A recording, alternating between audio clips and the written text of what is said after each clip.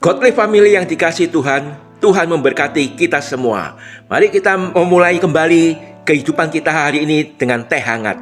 Teduhkan hati, hadirkan semangat dengan firman Tuhan dari Filipi 3 ayat 1-3. Saya hanya bacakan ayat yang kedua.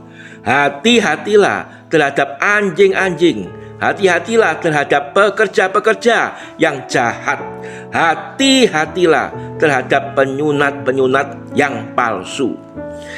Apa respon atau kesan Anda bila membaca dan mendengar kata-kata hati-hati, awas?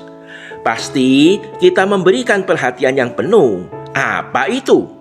Paulus juga di dalam pemberitaan Injil yang murni memberi kepastian kepada jemaat Filipi.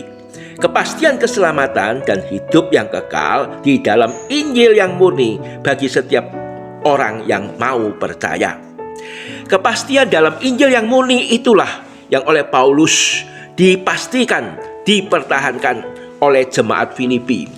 Maka Paulus segera memberikan warning, peringatan, awas, hati-hati dengan terus terang adanya ajaran yang palsu dengan menyebut mereka itu secara langsung seperti anjing-anjing, yaitu pekerja-pekerja yang jahat. Ada lebih dari satu rupanya, yaitu jamak. Adanya ajaran-ajaran yang palsu yang dikembangkan, yang diajarkan oleh orang-orang di tengah-tengah jemaat Filipi. Ciri-cirinya bagaimana? Yang palsu itu mempunyai ciri-ciri menekankan kepada hal-hal yang lahiriah. Ada kesedihan yang mendalam di dalam hati Paulus atas ancaman-ancaman tersebut, terutama bila ada jemaat Filipi yang tidak kuat iman, kasih, dan pengharapannya. Kasihnya Paulus kepada Kristus, gereja, dan kebenaran penebusan begitu kuat sehingga dirinya melawan dengan sangat gigih para pekerja yang jahat itu.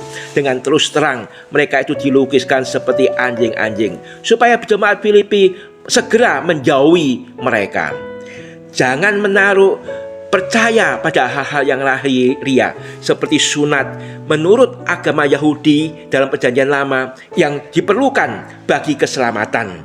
Paulus menegaskan keselamatan itu hanya di dalam Yesus Kristus yang membawa pembaharuan hidup. Itulah sunat yang rohani, yaitu sunat yang benar, yang merupakan karya Roh Kudus di dalam hati seseorang bila dosa dan kejahatan itu dikerat, yaitu tubuh dosa ditanggalkan.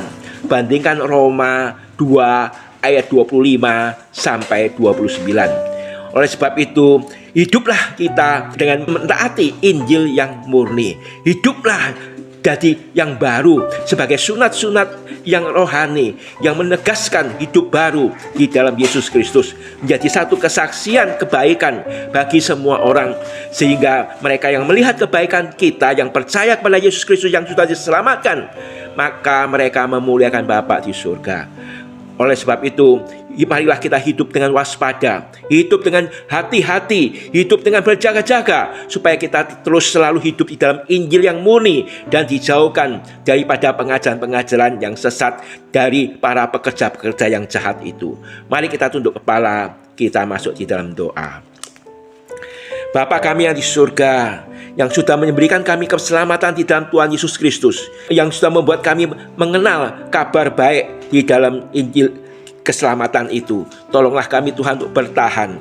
Tolonglah kami ya Tuhan juga yang sudah percaya ini, kami bisa membedakan ajaran yang palsu dari pekerja-pekerja yang jahat, supaya kami boleh didapati setia di dalam iman, kasih, pengharapan kami menjelang Yesus Kristus datang kembali yang kedua kali. Terpujilah namamu. Demi nama Tuhan Yesus Kristus kami berdoa. Amin. Selamat berjuang Godly Family yang dikasihi Tuhan. Tuhan memberkati kita sekalian.